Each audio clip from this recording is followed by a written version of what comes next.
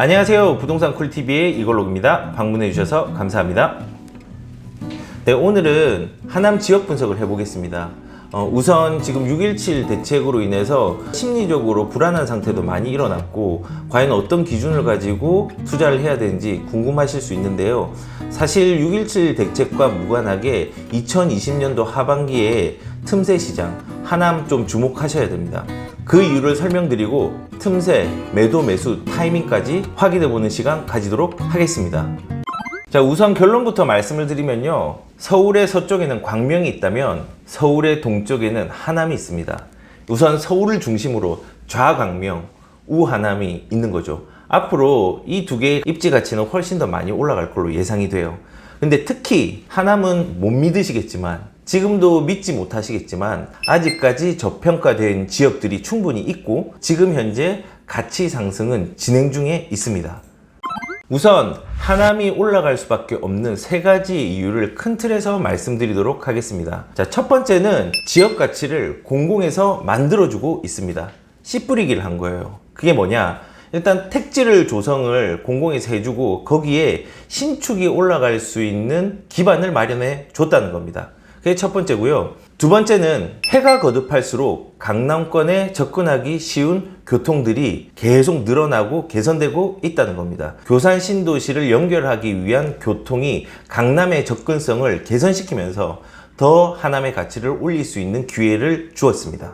세 번째는 미사 신도시가 들어오면서 교육 환경이 좋아졌습니다. 그리고 기존에 있는 학원과 교육 환경이 앞으로도 계속 성장할 예정이고, 특히 하남 스타필드를 비롯한 상권까지도 역세권 중심으로 개선될 예정입니다.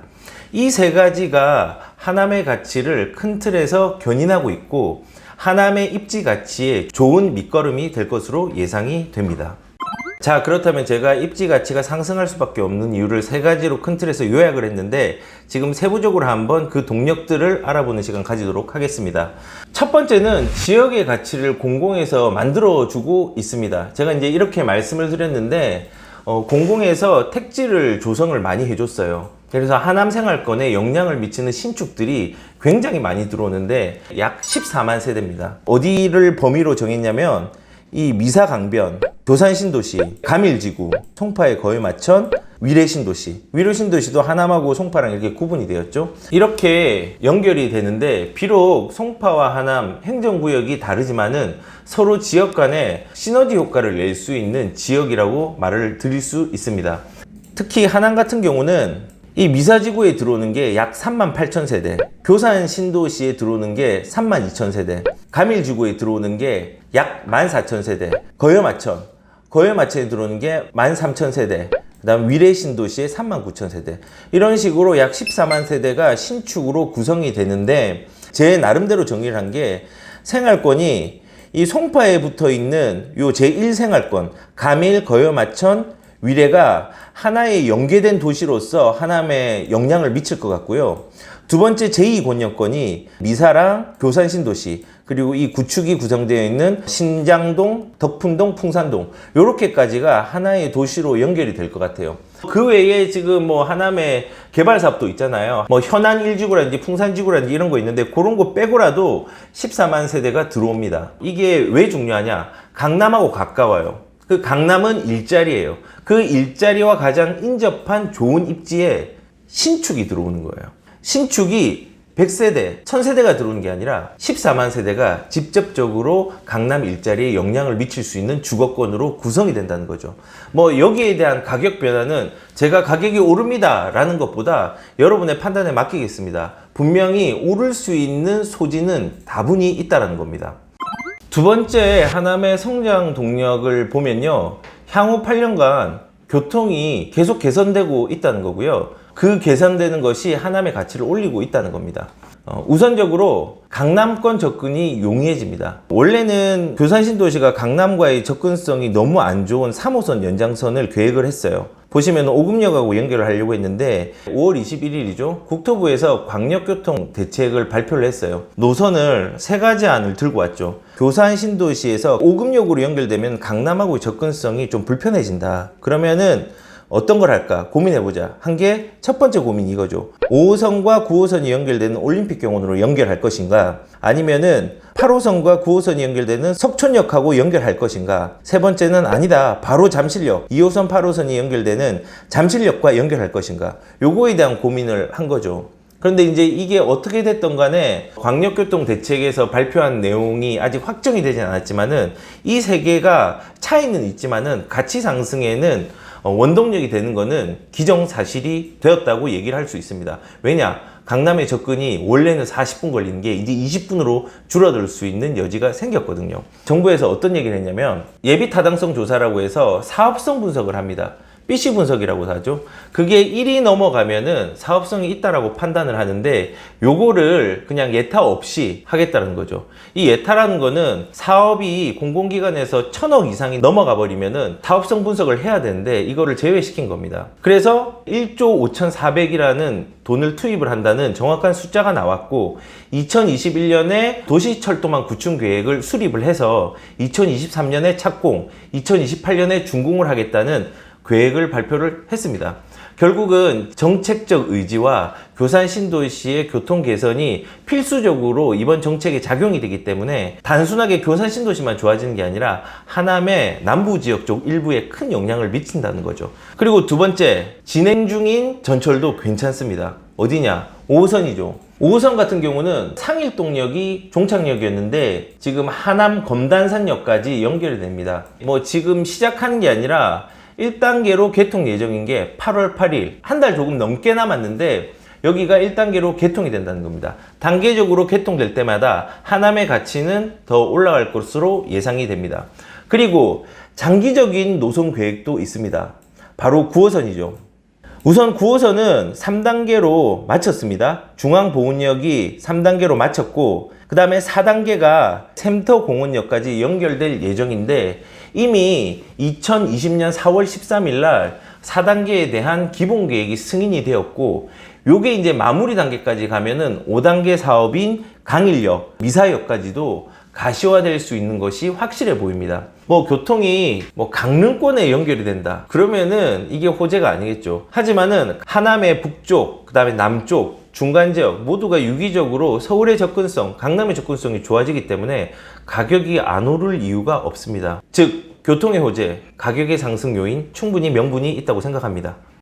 그리고 세 번째는 상권이 활성화될 것 같아요.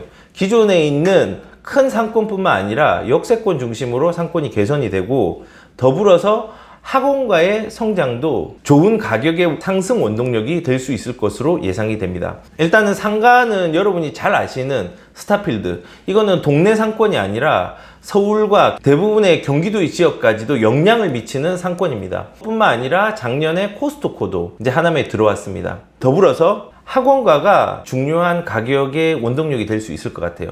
왜냐하면 신축이 가격들을 견인하니까 교육이 높아지고 같이 더불어 성장하는 거죠. 원래는 없던 학원가들이 미사지구에 생기고 기존에 있던 학원들도 하남의 가치가 올라가면서 같이 성장하고 있습니다. 이렇게 생각하시면 돼요. 잘 성장하는 주거에 좋은 비료가 뿌려지는 격이라고 교육과 상권은 생각하시면 됩니다. 마지막으로 틈새 지역과 틈새 물건에 대해서 한번 말씀을 드릴게요. 첫 번째 틈새는요, 분양권입니다. 이 지역은 분양가 상한제가 적용이 되는 지역입니다. 물론 분양가 상한제가 적용이 되어서 전매 제한 그리고 거주 요건까지도 강화되어 있지만은 결국은 장기적으로 볼 때는 거의 2배 이상의 차익이 남는 로또가 될 수 있는 지역 중에 하나입니다. 왜냐? 입지가 좋고 가격이 싸니까 안 오를 이유가 없겠죠. 여기에 자격 요건이 된다면 분명히 넣어보고 그 기회를 놓치시면 안 되겠죠. 그런데 이런 분양권은 확률이기 때문에 이것만 바라고 갈 수는 없습니다. 다른 틈새를 봐야 돼요. 어디냐? 확률 싸움이 아닌 지금도 들어갈 수 있는데 기존 아파트입니다. 기존 아파트 중에서 이 지역이 유망하죠. 보시면 미사지구가 있잖아요. 미사지구가 있고 교산 신도시가 있습니다. 이 사이에 있는 덕풍과 신장은 구도심입니다. 그런데 좋은 지역 사이에 끼어 있어서 희맞춤 지역으로 주목을 한번 하셔야 돼요. 여기 교산 신도시와 송파로 연결되는 이 노선 5호선이 더블 역세권으로 되는 신장동과 덕풍동, 이 주변에 기존 아파트들이 있어요. 사실은 투자금 자체도 뭐 5억, 6억 들어가는 게 아니라 2억에서 3억대가 들어갑니다. 이 주변에 있는 기존 아파트들을 주목을 하셔야 되고요. 차선책으로 이 하남 스타필드 바로 밑에 있는 하남 검단산역 주변에 있는 기존 아파트, 여기들도 투자 금액들이 약 2억에서 3억까지 들어가는 경우가 있습니다. 이 지역들이 지금 현재 하반기에 틈새 시장이라고 저는 얘기를 드릴 수 있어요. 지금 6월 넷째 주에 매매가 상승률을 보면요, 하남권이 한 0.61포인트 올랐습니다. 근데 이것도 전국 순위 10개 상위 지역이에요. 더 중요한 거는 이게 매매가가 많이 올랐다, 이거보다 전세가를 보시면요, 하남이 0.84포인트로 전국에서 1위입니다. 제일 최근 버전이에요. 그 말을 거꾸로 얘기하면 뭘까요? 매매가 전세가의 차익들이 점점 줄어드는 상황이 된다는 거죠.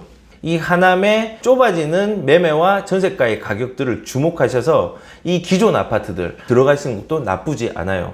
그래서 지금이 저는 매수 시기로 적정하다고 판단을 하는 겁니다. 매매가 전세가가 좁아지는 이 시기, 그래서 2020년 하반기 매수 시기로 저는 생각이 듭니다.